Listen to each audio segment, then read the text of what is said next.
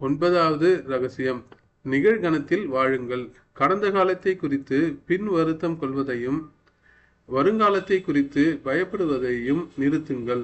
உங்கள் வசம் உள்ளது இன்று மட்டும்தான். உங்களால் முடிந்த அளவு அதை சிறப்பாக பயன்படுத்திக் கொள்ளுங்கள்.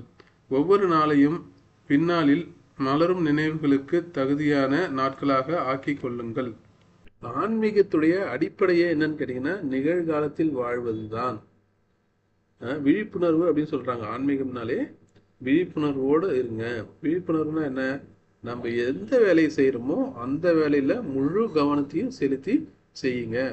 நீங்க படிச்சுட்டு இருக்கீங்களா, முழு கவனத்தை புத்தகத்துல வச்சு படிங்க. நீங்க சமைக்கிறீங்களா, முழு கவனத்தோட சமைங்க. நீங்க சாப்பிட்றீங்களா, உங்களுடைய கவனம் முழுவதும் அந்த சாப்பாட்டிலேயே இருக்கட்டும். இதுக்கு பேர் என்னன்னு கேட்டீங்கன்னா கர்ம யோகா. நம்ம செய்யும் வேலையில முழு கவனத்தை செலுத்தி செய்யும் போது அது கர்ம யோகாவாக மாறுகிறது.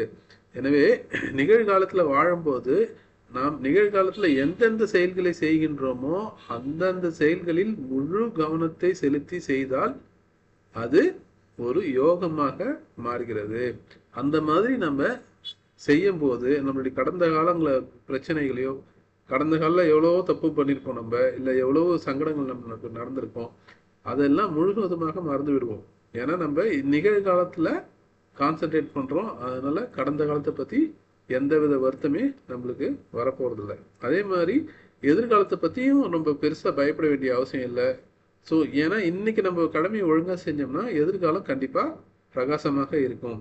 எனவே இன்னைக்கு நம்ம செய்யக்கூடிய வேலைகளை இன்னைக்கு மட்டும் இல்லாம என்னைக்குமே ஒவ்வொரு நாளும் நம்ம செய்யக்கூடிய வேலைகளை நல்ல சிறப்பா செஞ்சோம்னா பிற்காலத்திலையும் நம்ம நல்லபடியா இருக்கும். அதாவது விதி அப்படின்றத என்னன்னு சொல்றாங்கன்னு கேட்டீங்கன்னா,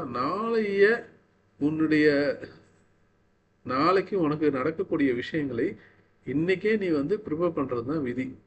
அப்ப இன்றைய செயல்களை நம்ம முழு கவனத்தோடு நிகழ்காலத்துல முழுவதுமாக ரசித்து விழிப்புணர்வோடு செய்யும் போது இது நாளைக்கு விதியாக மாறுகிறது.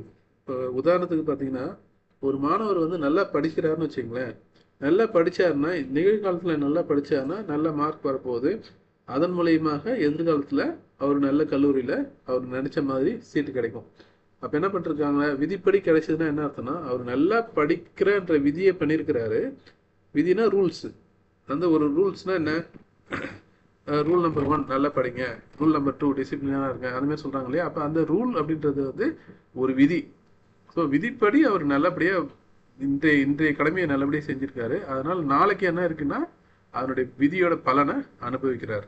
ஸோ நீங்க எதிர்காலத்துல நல்லபடியா இருக்கணும் அப்படின்னு ஆசைப்பட்டீங்கன்னா நிகழ்காலத்துல இந்த செகண்ட்ல நல்ல சந்தோஷமா முழு கவனத்தோட நீங்க எந்த வேலையை செய்றீங்களோ அந்த வேலையை நல்ல சிறப்பா செய்யுங்க.